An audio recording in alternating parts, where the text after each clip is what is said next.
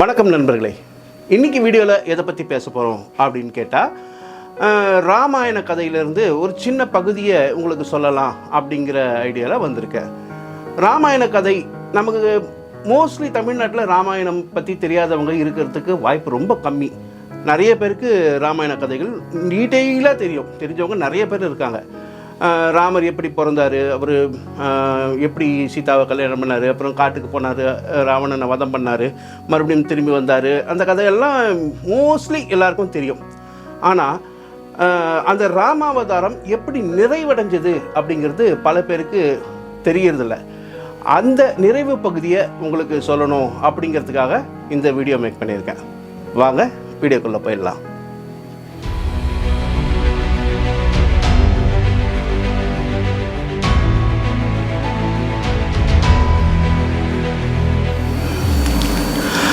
வனவாசம் முடித்து வந்த ராமர் அயோத்தியில் முடிசூட்டிக்கிட்டார். பரதன் அவருக்காக காத்திருந்து ராமர் முடிசூட்டிக்கிட்டார். அதுக்கப்புறம் யாரோ ஒரு வண்ணான்னு சொன்னாங்கிறதுக்காக சீதாவை காட்டுக்கு அனுப்பிச்சார். அங்கே சீதா லவாகுசான்னு 2 குழந்தைகளை பெற்றாங்க, 2 ஆண் பையன்களை பெற்றாங்க.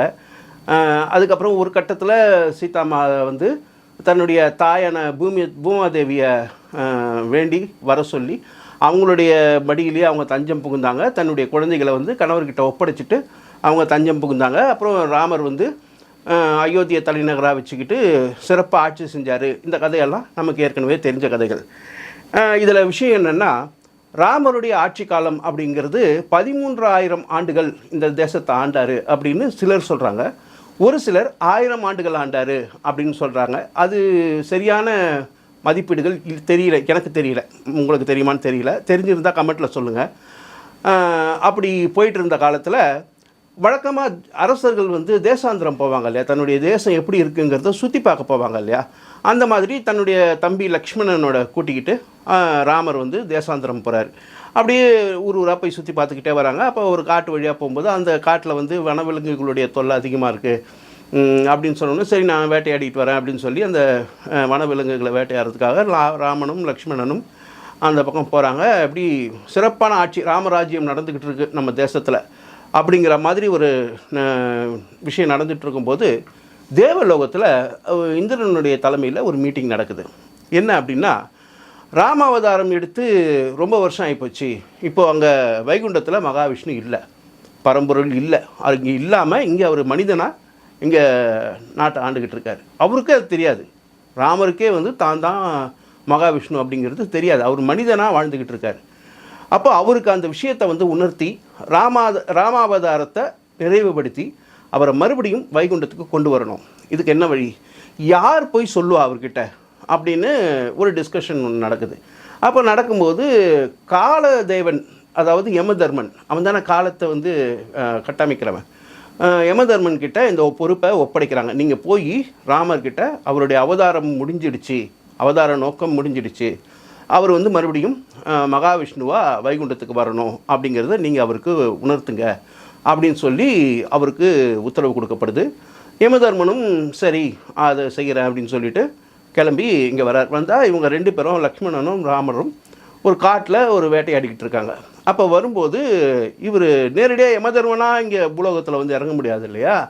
அதனால் இவர் என்ன பண்ணுறாரு, ஒரு முனிவருடைய உருவம் எடுத்துக்கிட்டு நேராக முதல்ல லக்ஷ்மணனை தான் சந்திக்கிறார் அங்கே. ஏன்னா அவன் தான் காவலுக்கு இருக்கிறவன். லக்ஷ்மணனை மீறி ராமரை யாரும் சந்திக்க முடியாது இல்லையா. அதனால் முதல்ல லக்ஷ்மணனை சந்திக்கிறார். சந்தித்து நான் ராமர்கிட்ட சில விஷயங்கள் பேசணும் அப்படின்னு சொல்கிறார். அப்போ லக்ஷ்மணன் கேட்குறாரு, என்ன விஷயம் சொல்லுங்கள், என்கிட்டயே சொல்லலாம், அண்ணனுக்கு சொல்கிறதுன்னா என்கிட்ட சொன்னால் நான் கூட அவர்கிட்ட சொல்லிடுறேன் அப்படின்போது, இல்லை இது தேவ ரகசியம். ஏன்னா ராமாவதாரம் எடுத்திருக்காரு மகாவிஷ்ணு அப்படிங்கிறது தேவ ரகசியம், அதை வெளியே சொல்ல முடியாது. அப்படி ஒரு சிக்கல் வேறு இருக்குதுல, இது தேவ ரகசியம், இது நான் ராமர்கிட்ட மட்டும்தான் சொல்லி ஆகணும் அப்படின்னு யமதர்மன் சொல்கிறாரு. இவர் லக்ஷ்மணன் எவ்வளோ வற்புறுத்தி கேட்குறாரு, இல்லை முடியாது அப்படின்னோடனே, சரி நான் இருங்க, ஒரு நிமிஷம் அண்ணன்கிட்ட கேட்டுட்டு வரேன் அப்படின்னு சொல்லிட்டு அண்ணன்கிட்ட போய் கேட்குறாரு. இந்த மாதிரி ஒரு முனிவர் ஒருத்தர் வந்திருக்காரு, அவர் உங்கள்கிட்ட ஏதோ ரகசியம் பேசணுமா, உங்களுக்கு ஏதோ உபதேசம் பண்ணணுமா, அதை பற்றி உங்கள்கிட்ட பேசுகிறதுக்காக தனிமையில் உங்கள்கிட்ட பேசணும்னு ஆசைப்பட்றாரு, அவர் அனுப்பவா அப்படின்னு கேட்குறாங்க. அப்போ அவங்க ஒரு குகையில் தங்கியிருக்காங்க. இப்போ குகையில் ராமர் இருக்கார். அப்போ இவர் போய் கேட்டவுடனே சரி அனுப்பேன் அப்படின்னு சொல்கிறாரு. இவர் போய் சொல்கிறாரு. அப்போது உள்ளே போகிறதுக்கு முன்னாடி அந்த முனிவர் லக்ஷ்மணனை கூப்பிட்டு, இப்போ நானும் ராமர்கிட்ட பேச போகிற விஷயம் தேவ ரகசியம். இந்த ரகசியம் வந்து வெளியே கசியக்கூடாது, யாருக்குமே தெரியக்கூடாது, ராமனுக்கு மட்டுமே சொல்லப்பட வேண்டிய ஒரு விஷயம். இந்த விஷயத்தை நீ கூட கேட்கக்கூடாது, நீ வெளியே தான் நிற்கணும். அதே நேரத்தில் நான் இந்த விஷயத்தை சொல்லி முடிக்கிற வரைக்கும் யாரும் எங்களை வந்து குறுக்கிடக்கூடாது, எங்களை வந்து தொந்தரவு பண்ணக்கூடாது, அதுக்கு வந்து நீ தான் காவல் இருக்கணும் அப்படின்னு சொல்லி லக்ஷ்மணன் கிட்ட கேட்குறாரு. லக்ஷ்மணன் என்ன சொல்கிறார், வழக்கமாக அண்ணனுக்கு காவல் இருக்கிறது என்னுடைய பழக்கம் தானே, நான் காவல் இருக்கேன், அதெல்லாம் ஒன்றும் பிரச்சனை இல்லை அப்படின்னு சொல்லும்போது யமதர்மன் என்ன சொல்கிறாரு, யமதர்மனாக இருக்கிற அந்த முனிவர் அவர் என்ன சொல்கிறாரு, ஒருவேளை நாங்கள் பேசிக்கிட்டு இருக்கும்போது யாராவது குறுக்கிட்டால் அவங்களுக்கு வந்து மரண தண்டனையை நிறைவேற்றணும், இது வந்து நீ தான் இதுக்கு பொறுப்பு அப்படின்னு சொல்லி லக்ஷ்மணன் கிட்ட ஒப்படைக்கிறார். லக்ஷ்மணன் சரி நான் வெயிட் பண்ணுறேன் அப்படின்னு சொல்லி ஒத்துக்கிறாரு. அவர் காவல் இருக்கார் வெளியே. இவர் உள்ளே போய் உட்காராரு. வழக்கம் போல் ராமரை வணங்கிட்டு, வணக்கம் ராமா அப்படின்னு அவரை வாங்க முனிவரை உட்காருங்க அப்படின்னு சொல்லிட்டு, என்ன விஷயமா என்னை பார்க்க வந்தீங்க அப்படின்னு, முதல்ல நீ யாருன்னு தெரியுமா ராமா அப்படின்னு அந்த முனிவர் கேட்குறாரு. அப்போ கேட்கும்போது ராமனுக்கு அப்போ தெரியாதல்ல, தான் மகாவிஷ்ணு அப்படிங்கிறது தெரியாது இல்லையா. அவர் வந்து நான் வந்து ராமன், தசரதனின் குமாரன், அயோத்தியோட அரசன், சீதாவோட கணவன், சீதாராமன் இப்படியெல்லாம் சொல்லிக்கிட்டே வர்றாரு. சொல்லிட்டு வரும்போது இவர் சொல்கிறார், இல்லை இதெல்லாம் உண்மை இல்லை, நான் இப்போ ஒரு ரகசியம் சொல்கிறேன், நீ யாருங்கிறத நீ தெரிஞ்சுக்கோ அப்படின்னு சொல்லிட்டு அவர் சொல்ல ஆரம்பிக்கிறார். அவர் சொல்ல ஆரம்பிக்கும் போதே ராமனுக்குள்ள அந்த மாற்றங்கள் உருவாகுது. தான் யாருங்கிறத தானே ராமன் வந்து உணர ஆரம்பிக்கிறார். அப்படி ஆரம்பித்து அவருக்கே கொஞ்சம் கொஞ்சமாக புரியுது நான் யார் அப்படிங்கிறத புரிய ஆரம்பிக்குது. அந்த நேரத்தில் துர்வாச முனிவர் அந்த குகையோட வாசலுக்கு வரார். வாசலில் லக்ஷ்மணன் காவல் இருக்கார். துர்வாச முனிவரை பார்த்தோன்னே லக்ஷ்மணனுக்கு, ஏன்னா துர்வாச முனிவர் எப்படி அப்படின்னா கொஞ்சம் கோவக்கார், பொசுக்குன்னு கோவம் வரும். ஏதாவது அவருக்கு பிடிக்காத விஷயம் நடந்தால் உடனே சாபம் கொடுத்துருவார். அவர் கொடுத்த சாபம் பழிச்சு வேற தொலையும். அதான் பிரச்சனையாக துர்வாசர்கிட்ட. அவ்வளோ சக்தி வாய்ந்த ஒரு மனிதன் அவர். வந்து இந்த மாதிரி நான் வந்து ராமனை பார்க்கணும் அப்படின்னு வரும்போது லக்ஷ்மணன் என்ன சொல்கிறாரு, வாங்க உட்காருங்க அப்படின்னு சொல்லிட்டு, இந்த மாதிரி அண்ணன் வந்து உள்ள முக்கியமான மீட்டிங்கில் இருக்கார், அங்கே ஒரு முக்கியமான முனிவர் வந்திருக்கார், அவர் கூட பேசிகிட்டு இருக்காரு, நீங்கள் கொஞ்ச நேரம் காத்துருங்க, என்ன விஷயமா நீங்கள் அண்ணனை பார்க்க வந்தீங்க அப்படின்னு சொல்லி ரொம்ப பணிவாக கேட்குறாரு. துர்வாசனும் லக்ஷ்மணனை பற்றி தெரியும்ல அவருக்கும். அவர் சொல்கிறாரு, நான் வந்து இப்போது 4 மாதம் தொடர்ந்து வந்து ஒரு விரதம் இருந்திருக்கேன், சாப்பிடாம தண்ணி குடிக்காமல் ஒரு பொழுதுன்னு சொல்லுவாங்க இல்லையா, விரதம் இருந்திருக்கேன், உபவாசம் இருந்துட்டு இப்போ வந்திருக்கேன். இப்போ இந்த உபவாசத்தை முடிக்கணும். இதை முடிக்கும்போது யாரோ ஒரு சாதாரண மனிதன் கையால் ஏதாவது வாங்கி சாப்பிட்டா அது அவ்வளோ வந்து என்னுடைய விரதத்துக்கான பலன் எனக்கு கிடைக்குமாங்கிறது எனக்கு தெரியல. அதனால் உலகத்தில் சிறந்த மனிதனான ராமன் கையால் ஒரு பழத்தையோ இல்லை ஒரு பழசாறையோ வாங்கி சாப்பிட்டு இந்த விரதத்தை முடிக்கணும், அதுக்காக வந்திருக்கேன், அதனால் நான் உடனே ராமனை பார்த்தாகணும் அப்படிங்கிறாரு. இவர் லக்ஷ்மணர் எவ்வளோ எடுத்து சொல்கிறாரு, இல்லை நீங்கள் கொஞ்சம் காத்துருங்க அப்படின்னாலும் இவர் கேட்கல. இல்லை அதெல்லாம் இல்லை, துர்வாசருக்கு தான் கோவம் வந்துடணும், இது மாதிரி நீ உள்ளே போகப்படாமல் தடுத்தினா நான் ராமனுக்கு சாபம் விட்டுருவேன் அப்படிங்கிறார். அவர் ஒருவேளை நான் உனக்கு சாபம் விட்டுருவேன்னு சொல்லியிருந்தா கூட லக்ஷ்மணன் வந்து அலோவ் பண்ணியிருக்க மாட்டார், ஏன்னா தனக்கு சாபம்னா ஓகே அப்படின்னு சொல்லியிருப்பார். ஆனால் அவர் சொன்ன வார்த்தை என்னென்னா, நான் ராமனை சபிச்சிருவேன் அப்படின்னு சொன்னோன்னே இவரால் பொறுக்க முடியல. ராமனுக்கு சாபம் வருதுன்னா அவங்க அண்ணன் தம்பி அவ்வளோ பாசக்கார பசங்க, 2 அண்ணன் மேலே அவ்வளோ பாசம் அவருக்கு. அண்ணனுக்கு ஒன்றுனா அவரால் தாங்கவே முடியாது, சாபமே விட்டு, அதுவும் துர்வாசருடைய சாபம் எப்படி இருக்கும்னு நமக்குலாம் தெரியும் தானே. அவருக்கு பதறி போகுது, என்ன செய்யறதுன்னு தெரியல. இப்போ உள்ள அனுப்பிச்சு ஒருவேளை இது தடங்கள் ஆச்சுன்னா மரண தண்டனை இவனுக்கு தான், லக்ஷ்மணனுக்கு தான், ஏன்னா அவன் தானே தடங்கள் ஏற்படுத்தினான் அப்படின்னு சொல்லி, சரி வேறு வழி இல்லை, இப்போ துர்வாசர் உள்ளே போனால் அவருக்கு மரண தண்டனை கொடுக்க வேண்டியிருக்கும்.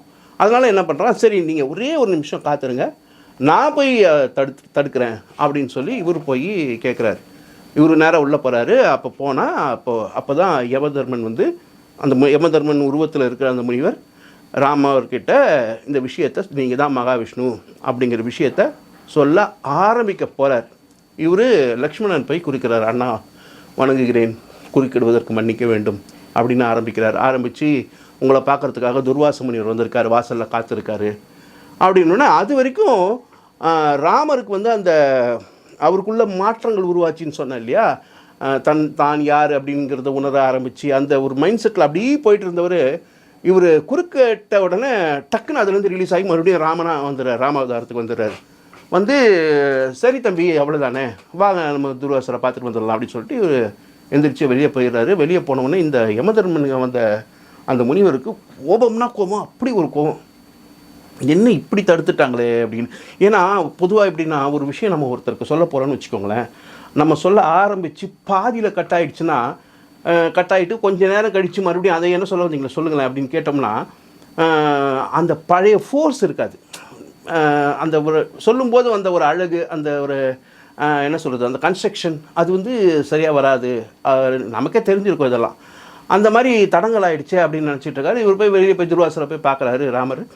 பார்த்தோன்னே துர்வாசன் வந்து இந்த மாதிரி ஒரு விரதம் இருந்தேன் அப்படின்னு சொன்னோன்னே அவருக்கு ஒரு பழத்தை ஒன்று கொடுத்து அவருடைய உண்ணாவிரதத்தை முடிச்சு வச்சுட்டு மறுபடியும் உள்ளே போய் உட்காந்து முனிவர்கிட்ட ஆரம்பிக்கிறார். சொல்லுங்கள், ஏதோ சொல்லிட்டு இருந்தீங்களே சொல்லுங்கள்.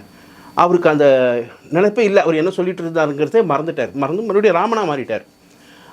சொல்லுங்க அப்படின்னு கேட்கும்போது அவருக்கு வந்து வெறுத்து போகிறார். அவர் இல்லை இல்லை ராமா, இதுக்கப்புறமா நான் உனக்கு சொல்லி உனக்கு புரிய வைக்கிறதுல எந்த பிரயோஜனமும் இல்லை, அதனால் நான் விடைபெற்று கொள்கிறேன் அப்படின்னு சொல்லிவிட்டு யமதர்மன் வந்து அங்கேருந்து கிளம்பி போயிடுறார். அவர் போகிறதுக்கு முன்னாடி ஆனால் கோவத்தில் இருக்கார். சும்மா போகிறவர் செம்ம கோவத்தில் இருக்கார். ராமா, நான் வந்து இந்த உள்ளே வந்து உங்ககிட்ட பேச ஆரம்பிக்கும்போது இந்த பேச்சுவார்த்தைக்கு யாராவது தடை ஏற்படுத்தினா அவங்களுக்கு மரண தண்டனை கொடுக்கணும் அப்படின்னு நான் வந்து கேட்டேன். அதுக்கு லக்ஷ்மணனும் ஒத்துக்கிட்டாரு, நீயும் ஒத்துக்கிட்ட, ராமரும் ஒத்துக்கிட்ட. உன் சொல்ல நீயே மீறலாமா? ராமன் பொறுத்த வரைக்கும் ஒரு வார்த்தை கொடுத்தா அதை மீறதா சரித்திரமே கிடையாது. அதனால தான் ராமருக்கு வந்து ஒரு வில், ஒரு சொல், ஒரு இல்லுன்னு சொல்லுவாங்க. ஒரு வில்லுனா ஒரு வாட்டி அம்பு எடுத்து விட்டார்னா அந்த குறி வந்து தவறவே தவறாது. ஒரு இல் அப்படின்னா ஒரே மனைவியோட வேறு இன்னொரு பெண்ணை வந்து ஏறெடுத்தும் பார்க்காம வாழ்ந்தவர். ஒரு சொல்னா ஒரு கொடுத்த சொல்லை வந்து மாற்றாத ஒரு கேரக்டர். அதனால தான் ஒரு சொல், ஒரு வில், ஒரு இல் அப்படின்னு சொல்லுவாங்க.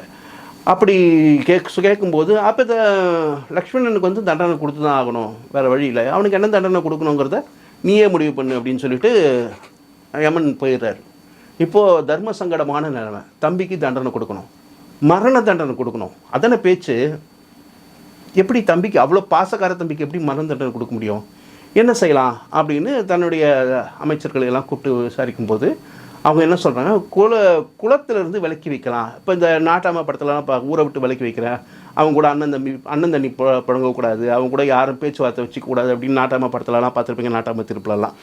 அந்த மாதிரி குளத்திலிருந்து, அதாவது இவங்க சூரியவம்சம் ரகுவம்சம் இல்லையா, ரகுவம்சத்துலேருந்து இவனை விலக்கி வைக்கலாம், குலப்பிரஷ்டை பண்ணுறது அப்படின்னு சொன்னோடனே அது அவனுக்கு பெரிய அதிர்ச்சி ஆகுது லக்ஷ்மணனுக்கு. ஏன்னா லக்ஷ்மணன் வந்து தன்னுடைய மனைவியான ஊர்மிளையை பிரியறதை பற்றி கவலைப்படலை, தன்னுடைய நாட்டை விட்டு பிரிஞ்சு போகிறத பற்றி கவலைப்படுற, தன்னுடைய மகன்கள் லக்ஷ்மணனுக்கும் 2 மகன்கள் இருக்காங்க, அவங்கள பிரிஞ்சு போகிறத பற்றியும் கவலைப்படலை.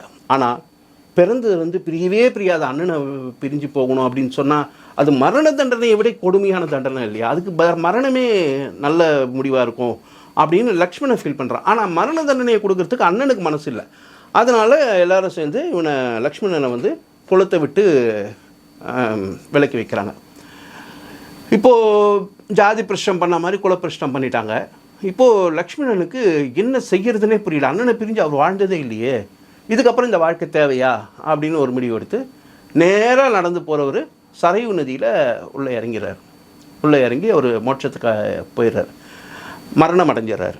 லக்ஷ்மணன் யார் அப்படின்னா அவர் தான் வந்து அந்த ஆதிசேஷன், பெருமாள் படுத்திருக்கிற அந்த பாம்பு, 5 தலை பாம்பு இருக்கும், அவர் படுத்திருப்பார், அவருடைய பஞ்சனை. ஆதிசேஷன் தான் வந்து லக்ஷ்மணனாக அவதாரம் எடுத்தவர். இந்த பரதன் சத்ருக்கணன் வந்து சங்கு சக்கரம், பெருமாளுடைய சங்கு சக்கரம் தான் பரதன் லக்ஷ்மணனும் அவதாரம் எடுத்தவங்க. இவர் நேராக போய் உள்ளே இறங்கிறாரு. இறங்கினோடனே இவர் ஆதிசேஷனாக மாதிரி இதுக்கு போயிடுறாரு, வைகுண்டத்துக்கு போயிடுறாரு. அவரை பிரிஞ்ச ராமரால் அதை தாங்கவே முடியல.